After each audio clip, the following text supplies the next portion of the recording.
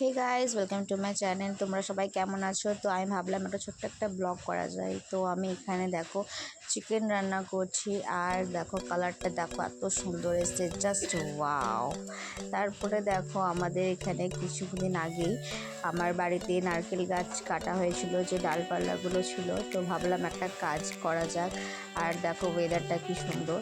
তো আমার বরমশাই সে কাজগুলো করছে, সে এখন ঝাঁটা তৈরি করার জন্য খিলগুলো আলাদা আলাদা করে রাখছে আর টাকা বাঁচাচ্ছে। কি ভালোই না।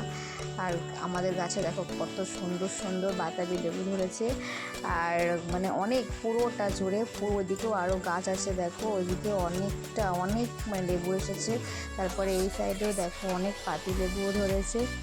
আর পাতিগুলো যেন এখনও কিছুই হয়নি, কারণ এর থেকেও আরও অনেক বড় বড় হয় আর অনেক রসালো হয়। তো দেখো কেমন লাগলো। তারপরে দেখো আমার চিকেনটা মনে হয় দেখো পুড়িয়ে গেল মনে হয়। তো আমি তাড়াতাড়ি করে গেলাম, তারপর চিকেনটা একটু নাড়াচাড়া করলাম, দেখছি না আমার চিকেনটা ঠিকই আছে। তো ভিডিওটা এত অবধি, ভালো লাগে লাইক করে দিও, টাটা।